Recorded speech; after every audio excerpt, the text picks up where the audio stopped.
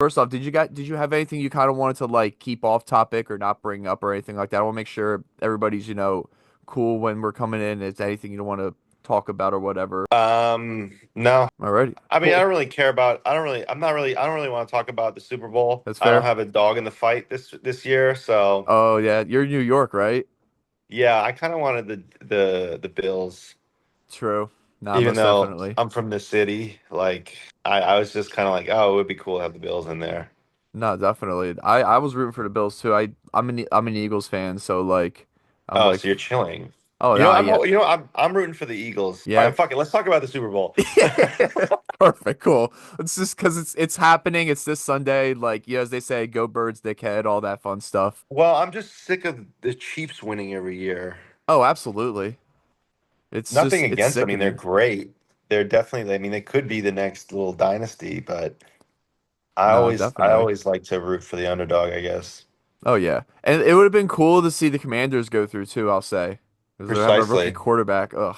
I do say Love that though, story. I have a more personal thing with the Chiefs because on their team Isaiah Pacheco lives like 2 towns away from where I live, and they've had a parade for him for like the last 2 years because they won the Super Bowl. Do you live in Kansas? Oh no no no. I live in New Jersey. He's originally from South Jersey. Oh. Isaiah Pacheco. No no.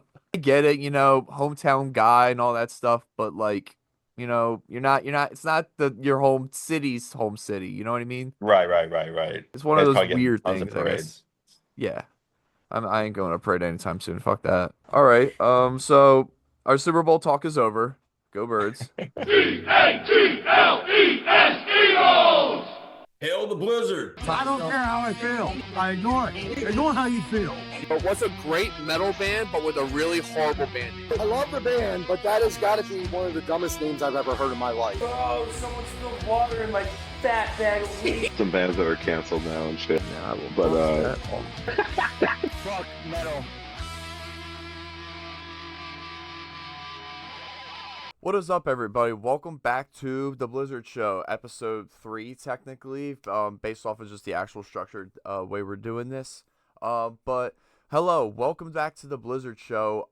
And today I'm really excited. We have a really killer episode for you guys. We're gonna get into some discussion topics a little bit about the new Black Sabbath reunion that's happening. What year is it actually?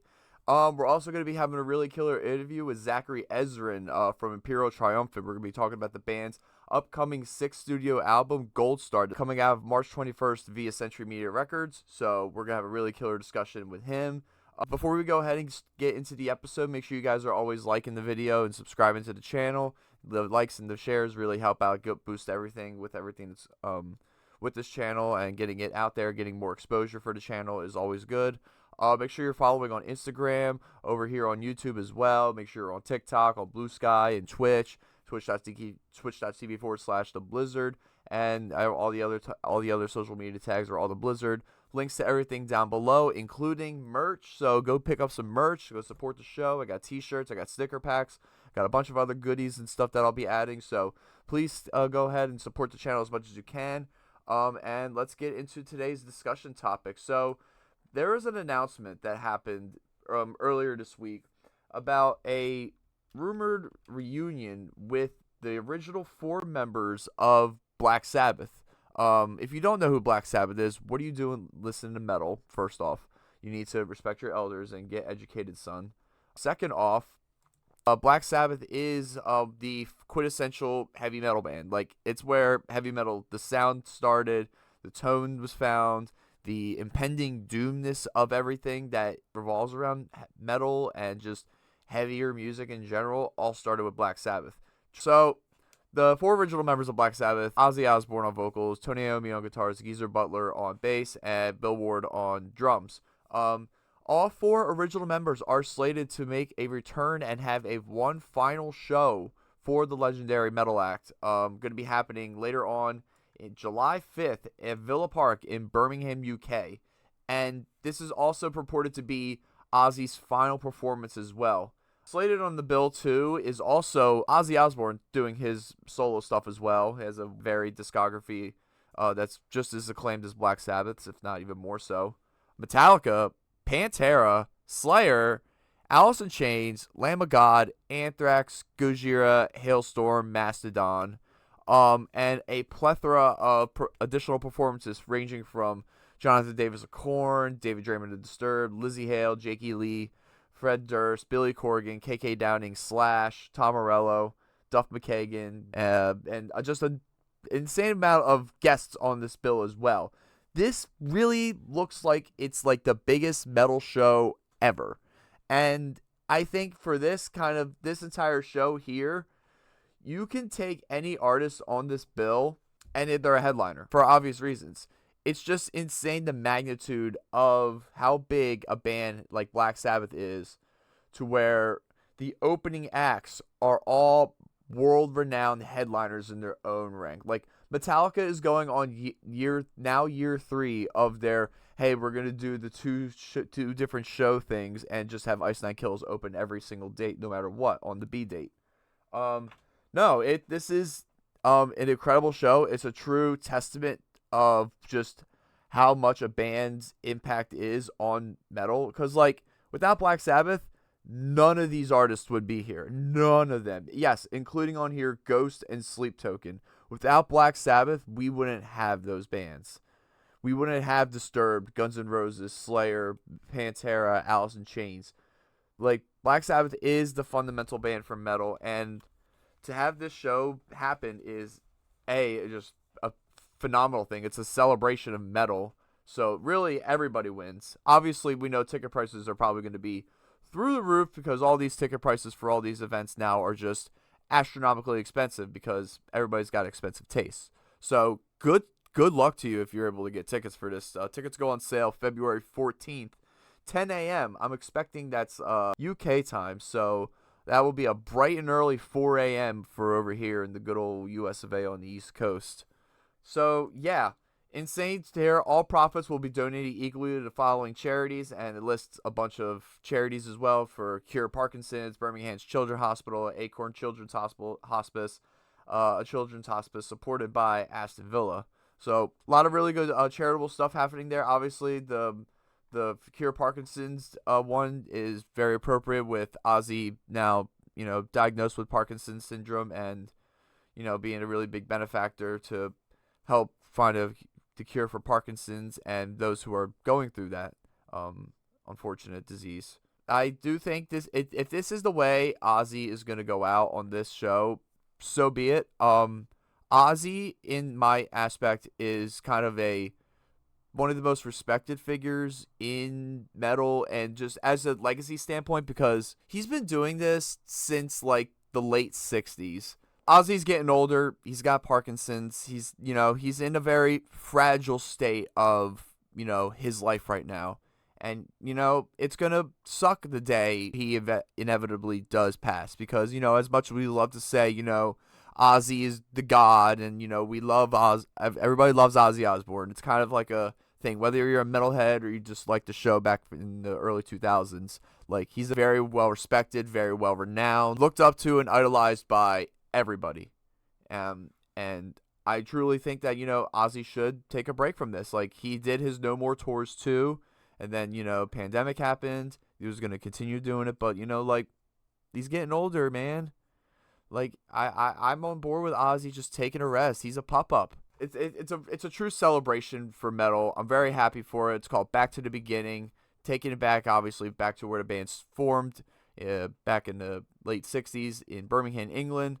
Very appropriate to kind of wrap everything around with all 4 of those members, including especially with Ozzy. Next up we're going to be having is an interview with Zachary Ezrin from Imperial Triumphant. We're going to be talking about their upcoming 6th studio album, Goldstar. It's due out March 21st via Century Media Records. So let's go ahead and get into the interview. What's up, everybody? Welcome back to the Blyzzrd Show interviews. I don't have a name for this. We're still figuring it out, but we're still rolling with it. Today, I'm joined by Zachary Ezrin. He is the vocalist and guitar player and founding member for Imperial Triumphant. We're going to be talking about the band's 6th studio album due out March 21st via Century Media Records. This is their 6th album, Goldstar, and the tracks on this album have been absolutely killer so far, and just really memorizing and really expanding out the entire broad spectrum of avant-garde metal, black metal, whatever you want to call it. And yeah, we're gonna go ahead and talk about a little bit about it. Zach, how are you doing today, my man? I'm great. I'm absolutely wonderful. Thanks for asking, Liam. Always, of course. Just want to make sure everybody's good. So I was able to listen to Goldstar recently, and it's a fantastic record. Thank you. Wow. It's really mesmerizing. It's really just detail oriented and very specific. Each of the songs sound very unique. Each of the songs on this album sound very unique in their own way, coming from different influences. What were some of the influences going to write each of these songs, and how they're so A different from lot. one another? I mean, yeah, there's a lot of influences on here, and they're pretty blatant, you know? There's a Hmm. lot of Stanley Kubrick flashbacks and nods and homages and stuff like that. We threw in a Brazilian maracatu rhythm. Okay. We have a song that was I wrote that was all inspired by like North African, Moroccan, Ganawa music and rhythms and stuff. Uh, a lot of classical, a lot of jazz. Obviously, there's inspiration from like 50s cigarette commercials, Hmm. um, grindcore, New York City. And obviously, the end track is like a huge nod to the Beatles. She's so heavy. Like that's not a secret. Yeah, it's pretty on the nose with it. That's one of my personal favorite songs on Oh, this thank you. too. Yeah, I'm glad that it's coming through because it's almost like makes less sense if you don't get it, you Hmm. know? No, definitely. I really like. I also like how long it's too. It's like all these other songs on here, obviously other than the cigarette ad in there, as well as the grindcore song, which we'll get into. It's like a 7 minute track. All the other tracks on here are 4 minutes, and I'm really loving just the way it just de-escalates, kind of just fades out. Yeah, that was like a restriction we put on ourselves for this record was like, let's make every song under 5 minutes. Hmm. You know, that was kind of born from just playing so many shows and festivals over the years and just having really long songs and not being able to play more than three or four songs a set because they're so long. And we're just like, it'd be more fun if we could just, swap them out easier. No, Let's try, definitely. let's challenge ourselves, see if uh, we can still be true to ourselves, still be Imperial Triumphant, but in a shorter format Hmm. and um and just make them all rippers, Nah, you know? absolutely. And they really pay off on this track because this Thank album you. really does like separate itself, I think, from like a lot of the previous discography from you guys, just in many different aspects. Thank you. Yeah. I mean, that's important to us too, is to not put out the same record twice. Hmm. Like, how do you feel this album is comparing to like an Alphaville or a Vile? Again, it's a lot more rippers. It's a lot more just keeping it moving. We cut a lot of the fat. We had another restriction on this one, which was we had only 5 days to record the album. So Really? yeah, so we didn't have infinite time and money to make it, and I think that's really, really important. I think that art can suffer when you have unlimited time and money. So in this aspect, we were able to push ourselves creatively and think outside the box and keep things moving and not dwell on a recording or something. You know, if you have, 4 months to make a record, you might end up recording something great and then thinking about it too much and then changing it and making it too complicated and stuff like that, Hmm. putting 1,000 didgeridoos on it, who knows. Yeah, you overthink it too much and you take out the simplicity of it, Exactly. and it becomes just something completely different. No, that's a I really mean, good what's point. Rain and Blood's like 32 minutes long or something, you know what I mean? That's a lean record. Hmm. No, No definitely. fat. No fat. It's just cut straight to the point. And I think when an artist, like you were saying, like having unlimited time and unlimited money is like kind of takes away from a record or any project you're creating on. Having that time frame, that pressure, like, okay, this is what I gotta do, having that deadline can really bring out the best in you as an artist. That's exactly what I believe. And I think that that's really been beneficial to us on this record. And it Uh, was, I mean, the only reason we had 5 days is because we got offered a tour with a Both at the oh, same nice. time. And you can't say no to that Nah, call. So, definitely. That was a so that UK was tour, like, right? Or was that no, in the that was States? US. Oh, okay. Nice, nice, Yeah, it was sick. So yeah, exactly. So we had to move our schedule around and make it all happen. nice.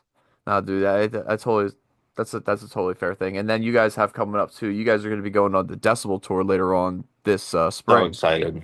That's going to be Yeah. a stacked one too with yourselves, Mayhem, Mortis, and New Skeletal Faces. It's just crazy bill, man. I'm excited. Oh yeah.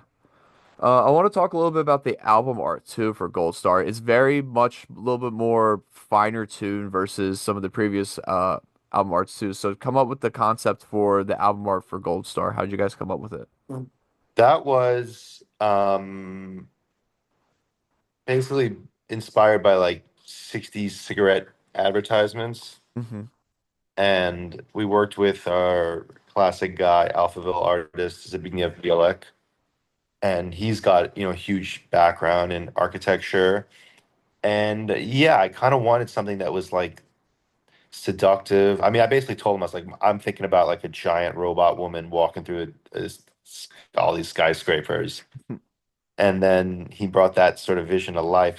But it's also done with the color palette and aesthetics of these vintage cigarette ads, which I think are so dark and compelling because they're all so sexy and luxurious and high high class, and it's promoting something that will just rot you to death, you know? Nah, And I, true. and I think that that's not only a great allegory for New York City, but also it's very imperial to have like a sort of luxurious, beautiful album cover, and then the music will kill you. Yeah, it's very leading you in for this for total ruin. Exactly. Nah, And dude, then it's we always try to do stuff different, and I think that having like an album cover that's not a goat with a melted skull and blood and stuff is like nah. nothing wrong with that, but it's nice to try to do something different, at least for us. Oh, for sure. It definitely separates itself amongst like whenever I hear Imperial Triumphant or a lot of the newer bands, the U.S. black metal bands, they have very much a very gothic aesthetic to them. Very, what you expect, corpse paint, candles, the devil, all that stuff, and still delivering that sound. But with you guys still pull off on the sound and deliver the sound to even far beyond extents, but still have this more cleaner but sleeker approach to your your art, your the way you present yourselves on your album art and on stage as well. It's very much different, but stands out on its own for Yeah, it's the black Art metal. Deco inspiration, which Hmm. I always, you know, since I was a kid, not a kid, but like early 20s, I was thinking like this is the angle I want to bring to metal. Hmm. Obviously Satan sells, Yeah, and uh, all that darkness and evil imagery and gothic lettering and font and all that stuff. It's awesome, yeah, obviously. yeah. It's But fantastic. can we do something different? And with Art Deco, it does have its own typography, it does have its own aesthetic, it does have its own recognizable look. That's, in my opinion, still pretty fucking metal. No, definitely. And like it kind of adds even a more like realistic sense to um like with other black metal bands they'll talk about like the purest form of evil is the devil and Satan, but like with you guys it's very much more real and attainable about what you guys see and perceive as evil with like humans and us and man kind of like through like cigarette ads being really fucked up and stuff. Sure. I think there's definitely a lot of compelling darkness in our own environment. Hmm. Most definitely. I mean, I think, yeah, people in metal, no matter what genre you listen to, you're there's that curiosity for darkness and that morbid curiosity that, you know, all pulls us in. No matter what genre of music you listen to, most fans like horror movies and dark things, you know? It's Hmm. just the nature of the genre of music. Metal music is dark, in my opinion, and that's why I love it. I'm not an angry guy, so for me, it was never like a release of like anger or any of that sort of thing. It was just curiosity for the dark. Definitely. It's something that's just very attractive about the unknown and all that spooky stuff. Yeah, spooky stuff rips. Oh, I love it. So one of my favorite songs on this album too is Hotel Sphinx. Lyrically, it's one of the more powerful songs on the album, and the music video is incredible as well. Tell me Thank about the you. meaning behind this song for you guys and going with this animation style for the video. Well, all of those questions are probably better answered by Steve Blanco Okay. because he wrote the song, he wrote the lyrics, and he produced that music video. Oh, so he did Yeah, everything on that one. he did everything on that one, and I just came up with a name. Yeah, I like it. Yeah. It's a very Imperial Triumphant name for a song. Yeah, I got it from a book. It's the name of like a failed like uh architecture project that they were trying to build in New York City Okay. called the Hotel Sphinx. And it didn't work. They never even got it off the ground, but there's drawings of it and sketches of it you can see. But I mean that song's very dark and lyrically it's very, very deep and heavy. And musically it's pulling from some really wild ancient shit like the Handel piece that it's like yeah we're stealing from Handel but we're really stealing from Stanley Kubrick, you know what I mean? Not true, That's who definitely. it's really we're just combining Barry Lyndon and Eyes Wide Shut, or not, sorry, not Eyes Wide Shut, Clockwork Orange. And Mhm. I think that that's very Imperial thing to do. The video, yeah, the video's insane. I had nothing to do with it, Yeah. and I was like, I have no idea how this is gonna look. And then it came out, and I was like, this is nuts. It's so trippy. It's very It's just so weird, but frantic it's and so well done. And I can't. I mean, I've never wanted to do anything with stop motion animation because it just seems like so much work. definitely. So It's so I'm tedious. glad that I didn't have to do anything because seemed like a lot of work. But No, yeah, I love it. It's fucking weird and out there, and that's Imperial. it's very, very imperial. It's very spooky. It's just very eerie too, just like with the and also just getting down everything to like the little instruments too, like your guys's what Yeah, you guys we play on stage on there too. Also the with what you were talking about earlier with the Beatles too, the drum set with the Imperial Triumphant Beatles style font on the drum head is yeah, just dude. killer. Oh yeah, that was so funny when Steve sent me a photo. He's like, "Yeah, I did the kick head to look like the Beatles." I was like, "That's hilarious." Oh goodness. Oh, and I should shout out that the dolls were made by a fan, this girl named Neska, who's Okay. really, really talented. And yeah, she brought these dolls to us at a concert, and we are like, this is cool. And then we kept in contact with her, and we were like, can you make another batch for this music video idea? And Nice. so, yeah, it was really, really cool. And I think we've actually ended up collaborating in many ways with fans because our fans are many of them are so talented. The latest masks were designed by a fan who just had done some fan art, Okay. posted it on Instagram, tagged us, and I saw it. And I was like, "There's something there. There's a creativity. There's a spark there." And I reached out to her and I asked, "Hey, would you be interested in designing the next, generation of the masks?" And the final product is what you see. Nice. And they look incredible too. Thank you. Yeah, we're very, very happy with them. Absolutely. Going back to your guys' influences, we're talking about Stanley Kubrick and New York City. Obviously, both are very big influences on you guys when just Imperial Triumphant sound overall. Do you have a moment on this album that really stands out amongst those influences, like something that really screams New York, other than the song New York City, obviously? Other than that one, um, I would say I think that's a great question. I think probably the outro of Industry of Misery definitely feels very New York Mm-hmm. because it's just unending. Yeah. It's Just just like it keeps going and just grinding you down. And that's really what it's like living in New York. It's just we're in a big meat grinder, hmm If you don't mind but me we're all asking, where in New jumping in. York? Like, what, Chellingham? Okay. Oh no, sir, what? I meant to say, what area in New York are you in? Like, what borough? I'm in Manhattan. Okay, so you're seeing everything then. Yeah, yeah, yeah. I was born there. Okay, nice. So it's like I just never left my hometown, you know?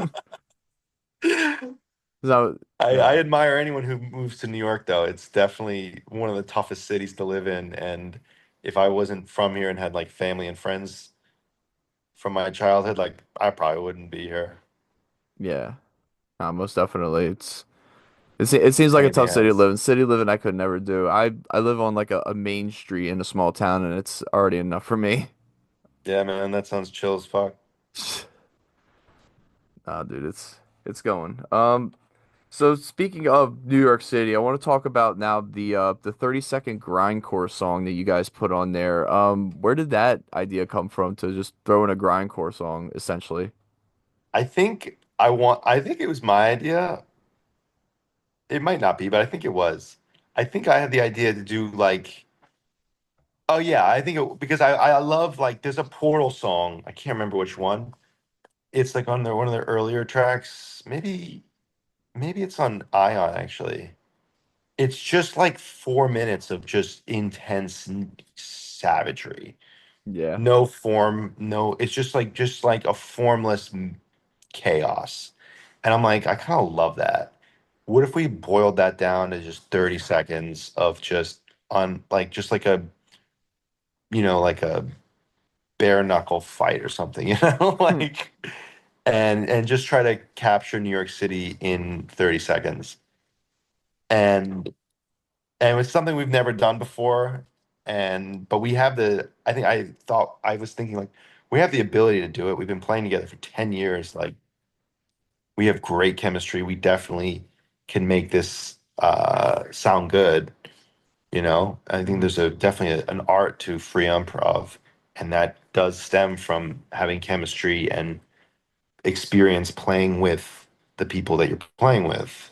And I love that track. I really love it. And a little insight is like we really tried to make this song like the most New York. Like we panned all the instruments vertically, so they're all stacked on top of each other, like a Okay. skyscraper. The typography of the title is all sort of Dadaist in the sense that it's like supposed to look like a skyscraper as well, just like all uppercase, no spaces in between. Like it's just just intense and big.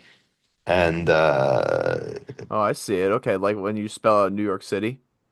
yeah, it's all Okay. uppercase, no spaces in between, just like a big block. Yeah. It should be intense. It is intense because it's a really cool distinction going from listening to the end of Hotel Sphinx kind of fade away into this just blistering noise that just abrupts you just so suddenly. I know, right? It's great. It's And great. it's also it's I think it's well placed. It's like sort of the coda to the side A, hmm so just wrapping up side A, and then side B starts with like paid advertisement jingle. I like it though. I do like the little ad break as like an interlude, I guess you want to call it in this. Yeah, and it's the start of side B, which I think is so funny.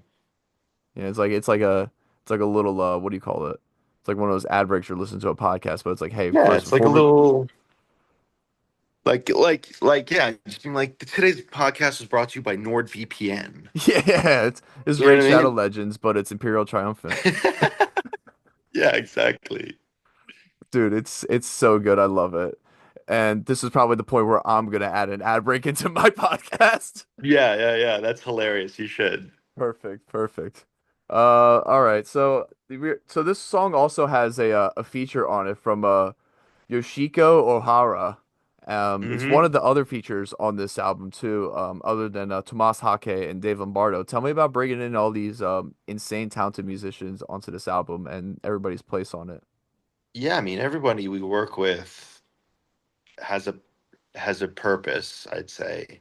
It's never done just for the name. And and it's a lot of, Yoshiko and Ben Hankel and J. Walter Hawk and R.K. Halverson. These are all musicians that we work that, like that they either did like, vocals, like R.K. Halverson did the jingle, like he did all those vocals. Ben Hankel and Walter Hawk, they did the horn sections and stuff. And these are guys we worked with on Alphaville and Spirit of Ecstasy and stuff. Mhm. So those are like, just like part of the Imperial cinematic universe, like that's just part of like they just get it. They understand what we're trying to do and they always crush it. And then we're always trying to find new artists to collaborate with. And we're really fortunate to get Dave Lombardo and Thomas again and put them in roles that they normally wouldn't do or be, like Thomas Hawk, not having him do the Meshuggah thing, not having Dave Lombardo do the Slayer thing, I have them do something different. I think that's more fun for them, more fun for us, and a little Mhm. more fun for the listener, maybe. Most definitely. And earlier in the podcast, you were talking about those that Brazilian style influence on the song The Pleasure Maraca Dome. too. Maracatu. My apologies. That's what it's properly called. Yeah, yeah, yeah. That's But all Kenny's genius. He thought it would be a really cool idea to bring Brazilian maracatu rhythms and put it with metal. And I was like, do it, man. Let's hear it. And then he came up with Pleasure Dome, and I was like, yeah, that works. That works pretty well. it works so good. And having also just two incredible percussionists with Tomas and Dave on their Yeah, contributing it's on sick. their they absolutely crushed it too. No pun intended. For sure. Dude, it's incredible stuff. So, taking back a little step back, going back 5 years ago now since Alphaville's been out, with that being an album that's kind of catapulted you guys into, success where you guys are at now with festival appearances, tours, and two albums after that. It's crazy that's been 5 years ago and now it's only 2020 and how much Yeah, has I happened know. in such a little time. We What do we you guys work think? hard and we stay busy. Absolutely. And you guys have been around for 20 years or so, I would say, since 2005. You could say that. I wouldn't because like from 2005 to like 2012, not much is going on. It's really like I Okay. had a I had a band called Imperial Triumphant. It was a high school band. You know, the music sounded. It was a completely different lineup, and the music was basically just like immortal worship. So Okay. like it's not really Imperial Triumphant. I'd like to think of it more as like two bands with the same name, and I'm Okay. in both of them. Nah, that's a fair point. I think the true Imperial Triumphant begins in 2012 with Abominamentum. That's like I'm fresh out of music school, head filled with modern classical music, trying to push the boundaries. Hmm. And then the truest Imperial Triumphant starts in 2015 when we get the classic lineup, Steve Blanco on bass, Kenny Grahowski on drums. That's when I was fortunate enough to land this rhythm section and then realizing, okay, these are the cats, these are the guys that are really gonna that really fit and they want to be in the band, they're hungry, they love it, and the chemistry is really, really strong. Nice. And that you start to see the pieces fit together at that point, and everybody's kind of understands the assignment. Yeah, precisely.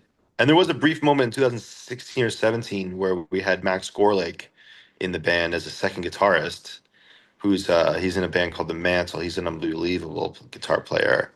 And then it was interesting because he left the band on good terms. We're still great friends. And we were auditioning like second guitar players. and no one was fitting, no one was working out, and they were like, "Fuck it, should we just be a three piece?" And I think that, and then after that decision, we made Vile Luxury, and I think that was a really interesting, I don't know, fate or whatever, like just destiny. Where we're just like we were always meant to be a trio. Mhm. Nah, dude, it's and that's a great point there too. Like a landmark point. I'm saying. My apologies. Yeah, Vile Luxury is maybe like the first real Imperial Triumphant album. Okay, that's fair. Kind of like in this band's incarnation. Yeah, exactly. Nice. Kind of wrapping up the interview. I don't want to press you for time. I know you probably got a lot of other things going on with I got tour. interviews all day. Oh yeah, so all right. So kind of wrapping up the interview here. What can we expect with after Goldstar comes out? What can we expect for the rest of 2025 with Imperial? World tour. Yes, We sir. got a lot of shows to play, and I'm very, very excited for each and every one of them. Nice. We're going to new markets, countries, new continents, and hopefully riding this rocket ship that we built called Goldstar, and we'll see how far it takes us. Ah, dude, I'm excited, man. You guys have definitely earned your places amongst like some of the best new bands and just modern Thank you, experimental man. extreme metal. Thank you. That means a lot. It's tough, sometimes you're always looking, grabbing for loftier heights and never, never satiated. But then sometimes you got to look back to see how far you come. Definitely. That's a good perspective to put things in. I try to think of that for myself sometimes too, like not look at the future what I could have, but look at what I've already done and accomplished. Yeah. And then the other side of that same coin is like stay hungry, stay pushing for all the goals you have, but you got to also enjoy the ride.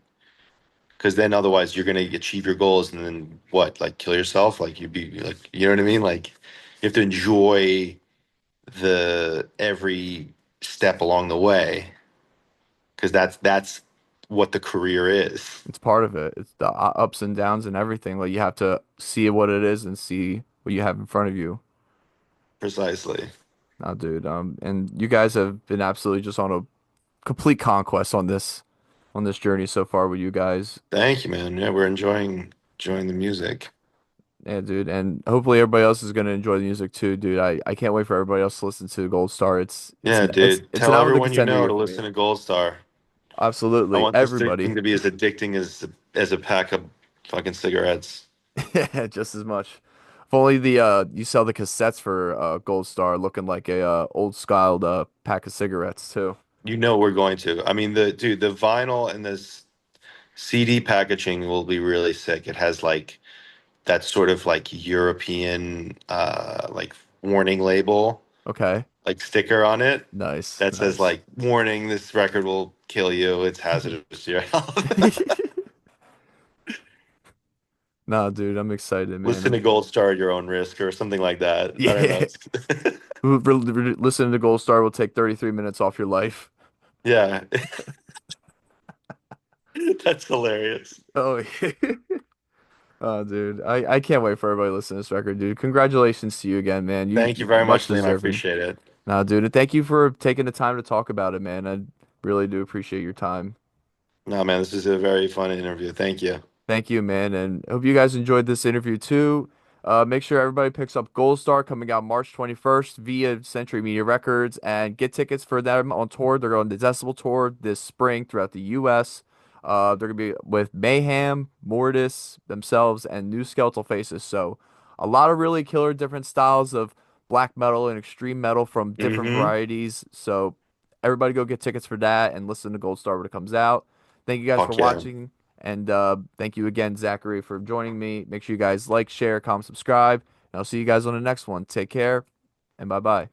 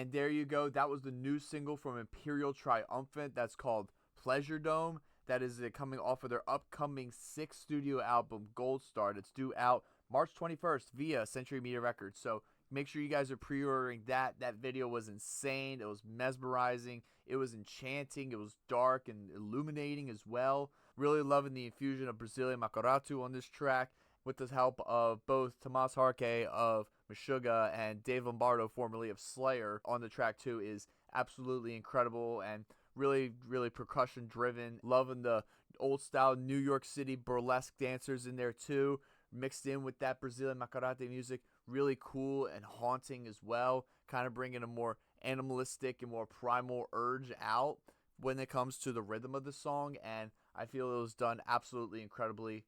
So thank you guys again for checking that. Make sure you guys go check out the rest of that video down below. Thank you again to Zachary Ezrin for coming on the show and talking about the new album. They're going to be going out on the Decibel magazine tour as well, alongside Mayhem, Mortis, themselves, and New Skeletal Faces. So really stacked tour for many different forms of black metal, from avant-garde to traditional to more synth style. But insane killer lineup for that tour, so go make sure you get tickets for that. And make sure you guys go pre-order Goldstar. It's coming out March 21st via Century Media Records. And thank you guys for listening and watching and, paying attention. Make sure you guys hit the subscribe button down below. Press the like button. Just hit the like button. It helps out the channel more than you think, pressing the like button. Write a comment down below. Get involved with the engagement. If you have any ideas that you want to see, any things that you want to see future with the channel, let me know down below. And until the next episode, thank you guys again for watching, and I'll see you guys very soon. Take care, and bye-bye.